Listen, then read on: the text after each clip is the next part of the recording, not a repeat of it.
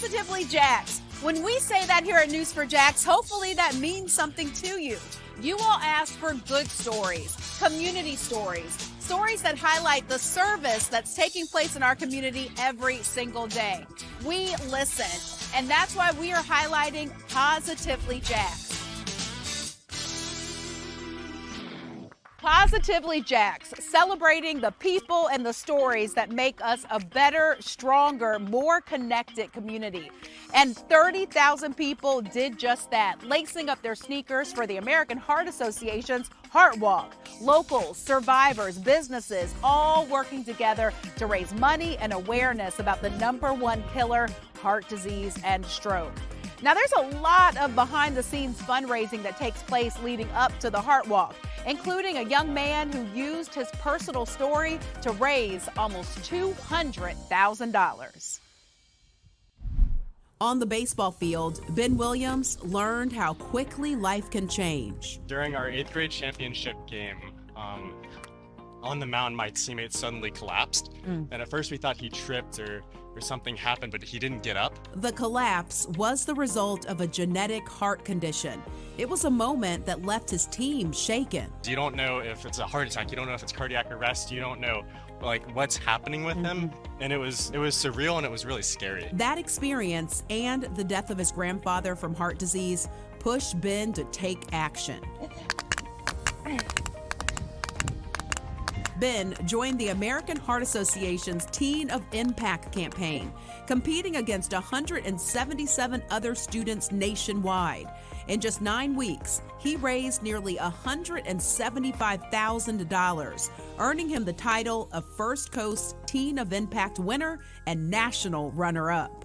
I learned that I really have to be vocal with why I'm doing this, with my connection to my friend that collapsed on the mound because of this with my grandfather. These are things that really impacted me, and through me being vulnerable and sharing this why with others, I got to understand their whys as well. Now, Ben's mission is to raise awareness about CPR and inspire others to step up. The American Heart Association says more than 350,000 cardiac arrests happen outside of hospitals every year, and less than 10% of people survive. So it is something that unfortunately might impact all of us at some point, either friends, family, or ourselves. And so we want to make sure that people are aware of hands-only CPR and what they need to do to jump in and save a life. And leaders with the AHA say Ben's example shows the power of youth in saving lives. We truly need the community to come together to support our cause, for us to be successful, and making sure that we live longer, healthier lives. And all of us doing whatever we can to help each other is Positively JAX. Talk about service. Beach's Habitat for Humanity was founded in 1991. In all those years, they've serviced more than 440 families, giving them new homes. This is their new venture, and when it's finished, 44 families will have places to call home. This may look like just another development project, but what's happening here is a true sense of community, rooted in compassion and second chances. I was super excited. Okay. Helen Johnson never thought she would ever be able to afford her own home, but now... So what are you most excited about in terms of the space? Is it the kitchen? Bedroom. Yes. Okay. I love decorating my room, so comforters, pillows, throws. I love doing that. Not only is she dreaming about what it will look like, she'll also... This is what we was putting in when I was here. help build it. Did you cut this wood? I helped cut it and I nailed the screws in. So what was that like for you? That was exciting. Helen has qualified for a home from Beach's Habitat for Humanity. All right, so what do we have here? So this is going to be our living room, great room. They can kind of lay it out however they want. Josh Jarrett is the construction director. The people that work in our community are the people that need to live in our community. So we need to make sure we have affordable housing for everybody. And this is a great opportunity for us to do that. That's the mission. And how much of this is really driven by volunteers? All of it. Yep. They're a huge part of what we do. Without them and our donors and everybody in the community coming together, we wouldn't be able to do this. Coastal Haven is off Mayport Road. The first of 44 townhomes are now taking shape, transforming this land into a neighborhood filled with families. And I mowed the grass, and so when I first started... Oh, you did? You mowed this grass, yes. not even knowing this is where your house would be. Not even knowing. Helen is now thrilled to learn this spot where we're standing is where she will soon live. A dream come true for her and her 15-year-old son. So what do you think is going to be the first thing you do when you move in? Pray. Pray. Yes.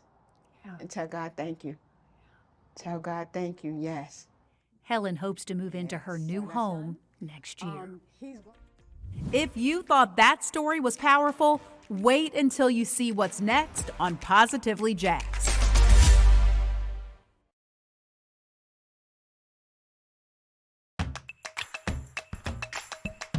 Yeah, so what do you think? Jaguars giving back to the community, the players, the team? Yes, sir. Yeah.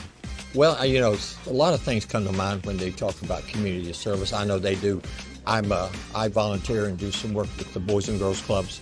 I know they do an awful lot for the Boys and Girls Club with kids. They'll come to the clubs. They'll take Jaguar games, tickets, and things like that. So I know they do a lot there. They do a lot of community service with Thanksgiving, food banks. You're always seeing the players or the team doing things throughout Jacksonville, and all that is certainly a plus for us and the people that they serve. They were kids at one time, and I just think they do a great job with community service in a lot of areas. They really do, more than just on Sundays.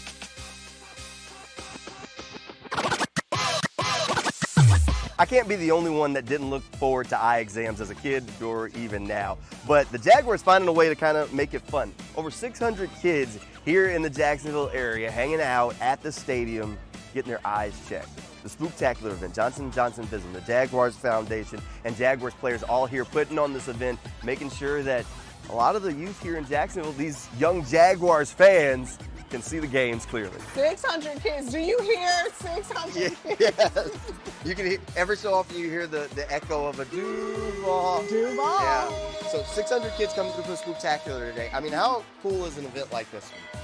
It's very special. It's very few times in life do you ever get the opportunity to work with a partner who says, let's do something different. You like and different. let's do something big. And let's do it at the stadium. So at J&J, we feel it's pretty important to give back to the community. And this is a great event because we're able to screen 5,000 kids for vision issues every year in Jacksonville. So if you think about the importance of sight is a sense that helps you engage, learn, self-esteem, connect with your community. And through just the screening of your eyes, we can change a child's life. 600 kids coming through. How cool is it to see these kids' smiles and stuff at these sorts of events? I mean, anytime it's a good occasion and all these kids come together, it's an abundance of energy. And just to see the kids out here, it's a wonderful sight. It's awesome. I mean, you know, whenever you have a bunch of kids, it's crazy going on, but they're having fun. And if they can get somewhere, do some fun things, but also get their vision checked, something they may never do until they're much older, and then it's kind of late by that time.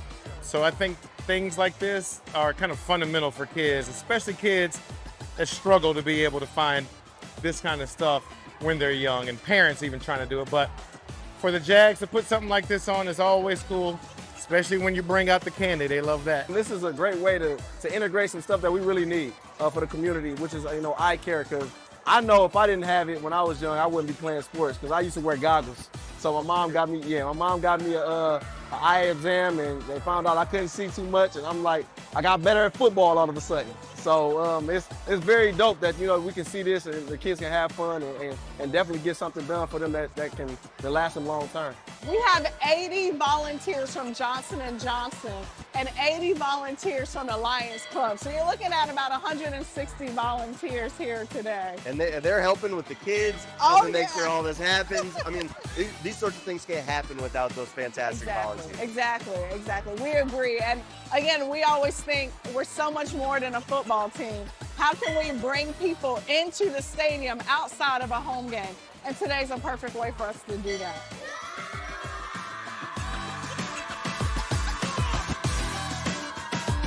Nothing left to say except for that's positively JAX. Every summer break, kids need something to do, and year-round after school, PAL, the Police Activity Leagues, helps with that all over the country and right here in Jacksonville. Well, basically, they needed somewhere to call home, as I call it. Meet L.B. Scott, an Army veteran, a former Jacksonville sheriff's officer, and he worked for 11 years to create more places for kids to learn and play through PAL. All kids are really at risk. And I do mean all kids, no matter what your socioeconomic background is. So they need positive role models in their life. And police officers make good role models when given the opportunity. Scott was a patrol officer for JSO in La Villa when he found out about PAL. For years, he volunteered until he became the executive director. During his leadership, in 1988, this building was bought on West 33rd Street. From the then mayor, Tommy Hazuri, to public officials, they were all there to celebrate this building for the kids. The kids don't just have fun, they win.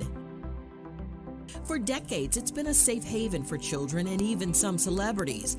Boxing heavyweight champion Larry Holmes, a PAL alum, donated and trained in this Jacksonville boxing facility. The alumni list goes on and on, from NBA players, boxers like Muhammad Ali, to doctors, lawyers, and teachers. I've never made any money more than any other police officer who worked for the Jacksonville Sheriff's Office. But my thank you has always been when I run into a young man or a young lady and they say to me, "Hey, Officer Scott, remember when we went this place or we went that place, we went to Japan, we went to Detroit," you know, and they remember their experiences. That's my thank you. Among alumni, Vincent Taylor, Teacher of the Year in Duval Schools. There are over 350 chapters, and PAL has existed for over 150 years. Though PAL facilitates sports, it's always been about encouraging future generations of leaders. An education building is right next door, and the classrooms inspire and grow excellence. Scott retired from JSO in 1998, but now he works as an executive director for the State Association of Police Activities League.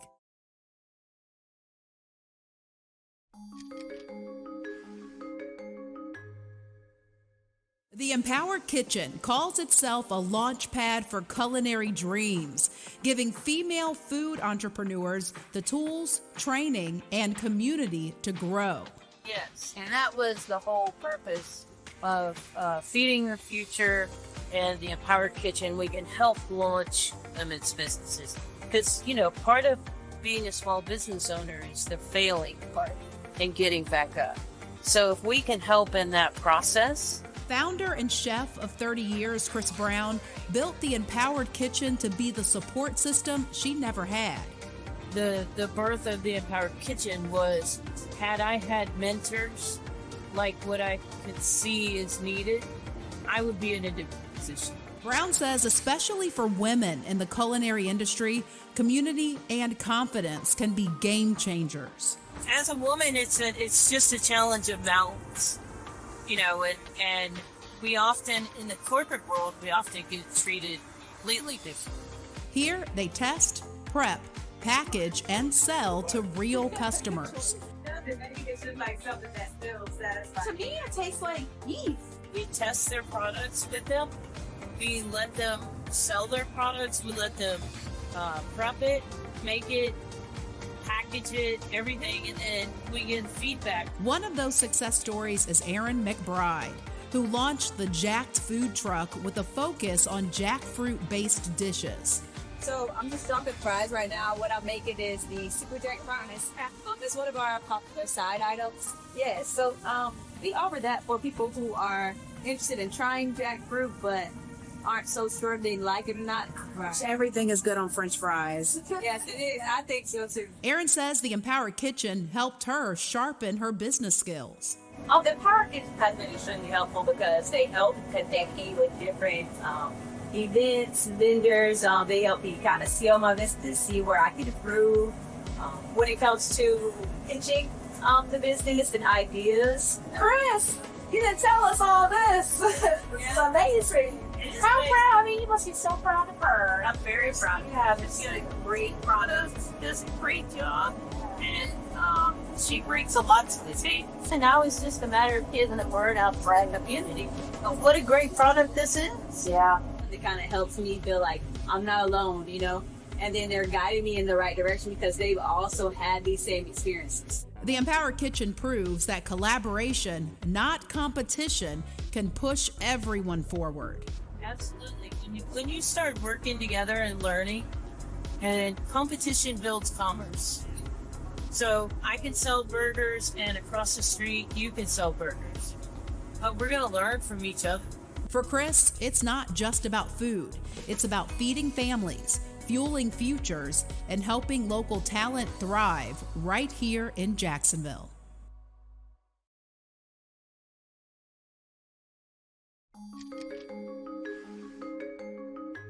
The King Foundation, Kids in Need of Guidance and Grace, was born out of heartbreak.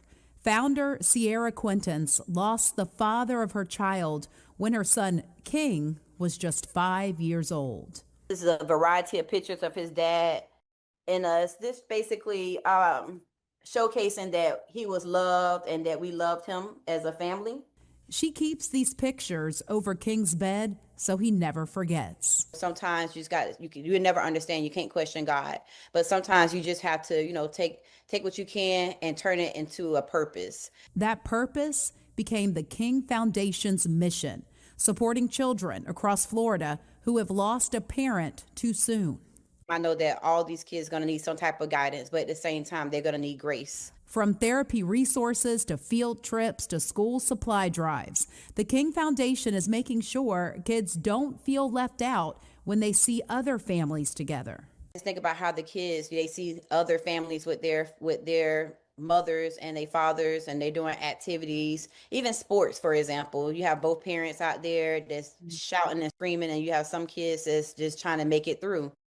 Larissa Nazarino knows that pain too well.